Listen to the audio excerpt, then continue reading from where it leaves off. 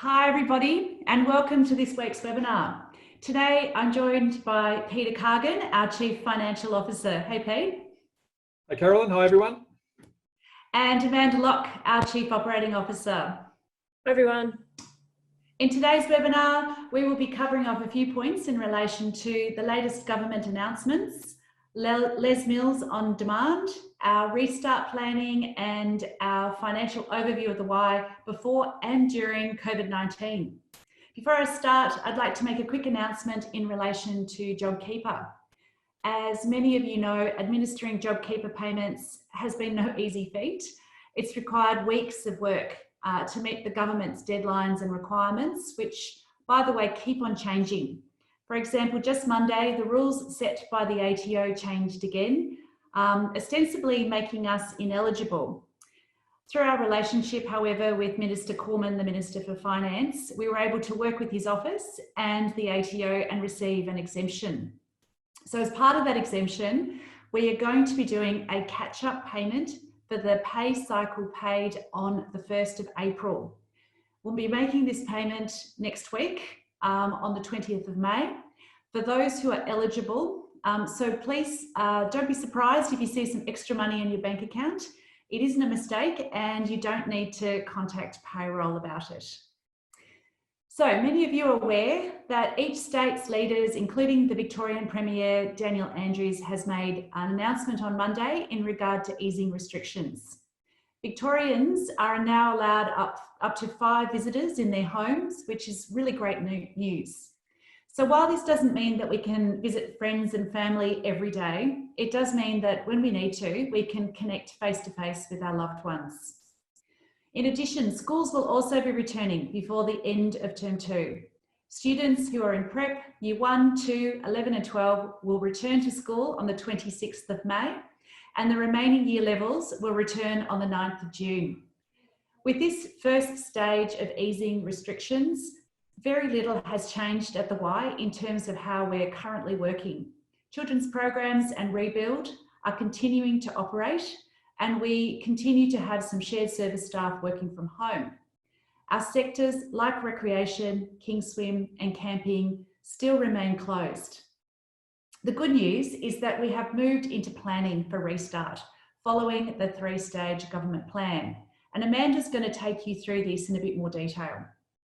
We know that in this 3-stage federal government plan, we have some predicted dates, but it's subject to change depending on the COVID-19 outcomes. The federal government plan is a guide only for states, and Victoria is typically 1 to 2 weeks behind due to our current status. In other states like ACT, South Australia, Queensland and New South Wales, we're all following these and we operate in those territories as well. So we will abide by their rules as well. And we're really particularly interested in the next round of announcements as they will impact us and our restarting dates. I hope you've all been making use of the free Les Mills on Demand premium offer. Sadly, as you know, this offer was only available to us for a couple of months, and it will be ending no sooner than the end of this month, but for some a little bit later, depending on when you signed up.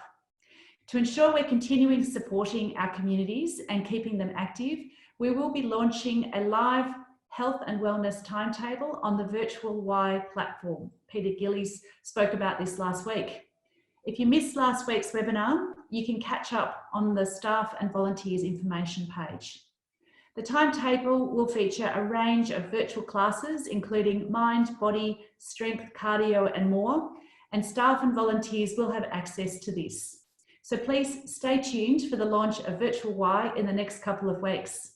I'm now going to hand over to Amanda, who's going to speak about our restarting planning. Thanks, Carolyn.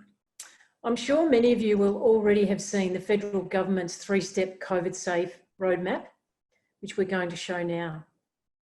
As you can see, we've highlighted the areas that relate to us. While we know that gatherings of up to 10 are allowed in Step 1, 20 in Step 2, and 100 in Step 3, we still need to assess whether we can run any activities whilst ensuring the safety of participants and staff, and that they can be run financially sustainably. While we appreciate and encourage people's ideas and innovations to provide services that fall within these steps, please be assured we are working through every possible option. And as we've said throughout this crisis, every decision must be made on the basis of ensuring that we are COVID safe and that we're securing the organisation's future. We've estimated these dates on the government's advice for each step, but as you can see right at the top of the slide, states and territories will move at different times based on local conditions. For instance, states like South Australia may well speed up to this timeline as they currently only have one active COVID-19 case. However, in Victoria, where we have had new cases every day, we may expect a delay of between 1 to 2 weeks, which is what we have represented on this slide. With the conversation now shifting towards reopening, we have started the necessary work to determine what reopening will look like across the business, including what different phases, the different phases might be of returning to this new normal. We're working with project managers across each sector to determine the timeline for reopening. Please understand this is a really huge undertaking and must be done in a coordinated and planned approach. We simply can't afford to rush it. At this stage, we've assessed that the largest portion of our business, including recreation, aquatics and camping, will only be able to reopen from or after step 3 of the COVID safe map. We have a responsibility to play our role in slowing the spread of COVID-19. That means that while restrictions are being eased, we still need to be responsible and continue to prioritise the health and safety of our communities and our staff. To ensure we're in the best position possible to reopen, we're currently completing business modelling to understand what is viable for each service. What this means is that our project managers and the leadership team are meeting with shared services to understand every requirement each sector has for things like IT, people and culture, and risk and safety. We're also working on competitor and environmental analyses, as well as seeking advice from our industry partners and peak bodies. This will help ensure that we're on the front foot and restarting in the strongest possible way. While we have assessed all parts of the business in accordance with the 3 steps, we will also be working with our local council partners to meet their expectations. Our partners have supported us through this crisis, and we need to work with them to understand how to best restart together. So what does this mean for you? As I've mentioned earlier, we will not be opening all of our facilities at the same time. And when we do open, it will most likely be at a reduced capacity to begin with. This means that not all staff will be returning to work at the same time. It is also important to remember that if you are asked to return to work, it may be for a reduced number of hours. It could be work that needs to be done from home, or you may be asked to work at a different site. We'll be working with managers to understand what the critical business needs are for each site before it reopens, whilst also considering our shared services team, who are currently also operating at a limited capacity. To further explain our restart process, Peter will talk us through the current financial situation of the organisation so you can understand better how COVID-19 has impacted us. Thanks, Peter. Thanks, Amanda, and hi everybody. My name is Peter and I'm the Chief Financial Officer for the YMCA Victoria. Prior to COVID-19, our organisation was in a strong financial position. We maintained a strong balance sheet, had significant cash reserves, and were operating businesses that were performing really well. As you can imagine, with an extreme event like COVID-19, which you simply just cannot plan for, the impact financially has been significant. As Carolyn has outlined in her previous webinars, we needed to take some drastic but required action to ensure the Y firstly survives, then has the necessary financial resources to enable it to relaunch out of the COVID-19 phase. To provide you with some context, the graph you are seeing now is our pre-COVID revenue forecast for our total business and by sector. We were projecting to have $241 million of revenue for the current financial year. Then an unexpected event like COVID-19 hits. The next slide is the current state during the COVID-19 shutdown. We have 90% of our facilities closed down, and our revenue will drop to $17 million for the period April to June 2020. And as a reference point, we were expecting revenue for the same period to be in excess of $60 million, a 70% drop in revenue almost overnight. The next slide really highlights where we've come from pre-COVID to where the current operations sit and the gradual ramp up to a post-COVID recovery. Since shutdown, the management team and support staff have been working tirelessly in preserving the financial position of the Y. We've negotiated with each and every council to support the operating costs of all recreation centres during the period of closure. We continue to negotiate with all our landlords for rental relief across all our sites. We've been lobbying at all levels of government with regards to specific financial support across various sectors. We've pursued, secured and implemented major government incentives that other businesses have opted out of due to the significant costs and administration involved. A good example of that is JobKeeper. We've leveraged our strong banking relationship and secured a funding line of credit to utilise if required. All these initiatives and actions have got us through the crisis mode, into recovery mode, and enabling us to relaunch out of COVID-19 into post-COVID phase.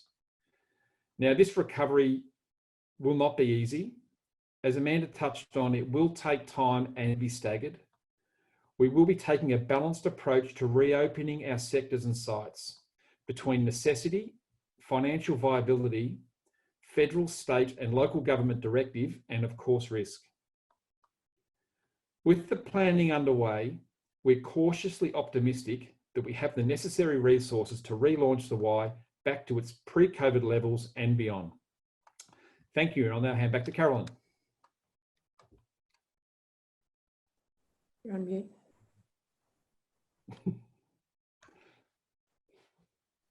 Thanks very much, Peter. That's terrific. And I guess what I'm really hearing there is that the sprint is over and our marathon is absolutely beginning. So it's going to be a marathon for us to get back up and running and to restart, and we're going to require everybody's help to do that. So look, now we've got a few questions. We've got around 8 questions to answer, so and some comments. So this one's a nice one. Hi all. Just wanted to say, actually, I'm just going to change the view here. So if I can, there we go. Hi all, I just want to say thank you for all the work and the information you've been providing. So thanks, anonymous attendee. And I've got, at what stage can we expect to return to work? And this is King Swim. Amanda. Thanks, Carolyn. Look, again, we're not able to give you any confirmed dates. The process that we're having to work with Kingswim and with all of our sectors is that number one, we need to know when the government says that we can open. And at this stage, we believe that that will be sometime after step 3. We've also got to work through the things that Peter has been talking about. We need to make sure that we can open the doors and do that safely. So social distancing will be required. So with the requirement around 1.5 metres distance between people, you can understand the difficulties that presents in terms of having people in the pool and also people using our change rooms. So we're working through that process. We believe, as I said, it'll be some time after step 3 is announced. There is a possibility that it could even be in step 4. So we're waiting on further news from industry and government. But that's the time frame that we're working towards. Okay, so we have a lot of social distancing questions. So this one is, with the framework set up of COVID-safe economy, how will the YMCA operate all leisure and recreation facilities with social distancing measures and hygiene protocols in place? Do you want to take that one, Amanda? I'm happy to, Carolyn, and I think this is a great question because it highlights the complexity of the process that we have to work through in reopening our facilities. It's not as simple as opening the doors and expecting that people will come. For a start, we need to win back the trust and confidence of our members and our patrons. And to do that, we have to make sure that we have systems and processes in place that protect them and protect our staff teams as well. We also have to give those same assurances to our staff teams that our centres and workplaces are safe as well. So that's only one aspect to that. With regards to a recreation facility, you have the complexity of running dry facilities, health and wellness. You've got your aquatic facilities and often multiple spaces within. You've got your change rooms, your childcare centres, your creches and so on. So there's multiple areas. It is likely that within each recreation facility, we won't open everything at the same time. It is likely that we'll take a stepped approach, but we don't yet know exactly what that looks like. We're running our modelling around that. We also understand that if we can only allow 20 people into a facility or even 100 people into a facility, we have to make sure that we're doing that in a financially sustainable way. So Peter's business modelling and financial modelling will help us to understand what threshold point we can reach and then we can open our doors. All right, fantastic. As Amanda just pointed out, it's really quite complex what we have to do at the moment. I think this one's almost the same. So how will you enforce social distancing measures in pools and gym? One thing that I will answer there is that if you look at the 3 stages, it doesn't indicate what we need to do in pools, except to say that we should only have 1 lap swimmer per pool. So obviously that means that our Learn to Swim programs cannot open. We know how important Learn to Swim is to us. And so what we are doing is working with Sports Rec Victoria and other areas to advocate nationally in order for us to be able to open our pools in particular for Learn to Swim and the likes of squads. So I will happily be able to announce that in South Australia, as you've heard, we actually have been able to open up to squads already. So we're getting some real live experience as to how that we can be really safe in a COVID-19 environment. Okay, so we've done that one. So will the YMCA potentially lose more tenders of operating leisure recreation in Victoria due to coronavirus? Look, my answer to that is that I don't believe so. Everybody is in the same boat. Everybody has had to renegotiate with the councils. And tonight, for example, I am having a live webinar much similar to this with the councils. And last time I did it, we had the majority of councils attend. They're very interested in our advice around this. And they are seeing us as a really key player in terms of how we are involved in advocacy groups and the areas of government that we've been able to associate with now more than we ever have before. And I think our relationships are solidified. So I really do hope that no, that's not going to be the outcome for us. And Carolyn, I might also say that I know that councils have always considered the YMCA's approach to health and safety to be at the forefront of industry. And this current situation requires all of those skill sets to come to the surface, come to the fore. So I think that plays to our strengths as well. Okay, nice one, Amanda, thank you. Hi, will this just be people on job payments? Oh, I'm assuming JobKeeper payments returning to work first. Amanda, do you want to have a crack at that one? Yeah, look, it's an interesting question. So I think Peter has outlined to you the impact that COVID-19 has had on our business. So understandably, we are looking at every avenue because we must, in terms of how we can return to be in a financially sustainable position.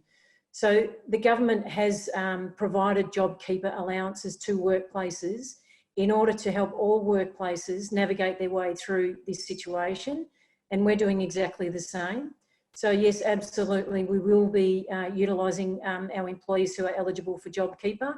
We've already used in children's programs, a program which has been running the whole time. We're using both JobKeeper employees and those that are not eligible.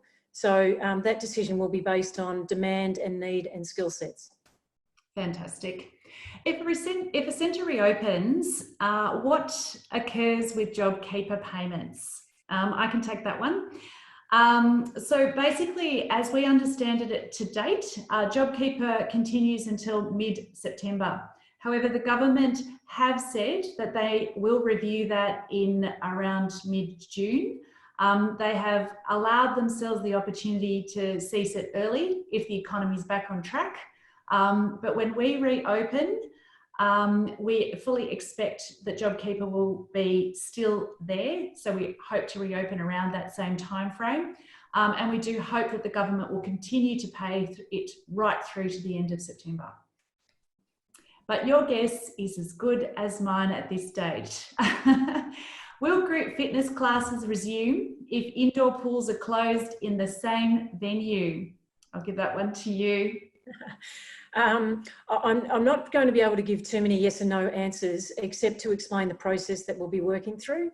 And the process with group fitness, as with all areas of operation within a health and wellness facility, is that we'll need to understand the risk profile. We need to understand if social distancing is implemented, that will obviously reduce the capacity of facilities. So a room that could normally fit 30 people may only be able to fit 10. And then we assess whether or not 10 is a viable number for us to proceed with that program. The other thing that we need to do is bring our council partners along because in partnership with council, we will also determine what that programming mix looks like because our partners may support us in delivering those services to our members. Fantastic. Amanda, look, I've just noticed that some people are raising their hand. Now, I'm really sorry, but I don't know how to help you if you raise your hand. So if you could, please just answer or put a question up and we will work our hardest through these questions to answer them. Okay, so this one's, thank you for your hard work, everyone. I just want to know what progress has made with Project MAP. All right, that's an Amanda question. Yeah, that's a good question. Look, I think Project MAP has been replaced by all of the modelling that we're currently doing around COVID-19. There's been an awful lot of work that's gone into JobKeeper. We're having to make assessments. The staff that we're bringing back, we're being very selective and we're doing that based on the required skill set at a particular point in time. So that may mean that staff are brought back at certain periods, stood up at certain periods, and then possibly stood down. You know, the dates from government may shift. They may make an announcement and say something will be open on a certain date and then push that out to a further date. So we're very uncertain as to what our staffing mix looks like. Certainly the work and the thinking and the strategy that went into Project MAP is helping and feeding into our thinking now with regards to standing our staff back up. And this is a question, look, and probably on people's mind, are you expecting there will be redundancies? Look, certainly, I can understand why you have that question, and particularly looking at the numbers that Peter did say in terms of the reduction in our revenue. So I'm not saying it's out of the question, but right at the moment, particularly whilst we have JobKeeper, it is not something that we're doing. We're absolutely supporting everybody and we want to really give it a red hot shot to get ourselves back up and running and actually understand what staffing we need. But look, as I said, we won't need staff at the same rate as we move back. So don't expect to be back at work, you know, in stage 3, for example. We will be talking to you individually about the skill sets, etc., that we do need. And we will be working through that as best we can. Our best bet is to get up and running as soon as possible, which we're trying our hardest to do, but we have to do it safely. So this one's a good one for Amanda. Hi, thanks so much for your information and support. Do you think creche at Recreation Centre will be the last to open? Look, another great question.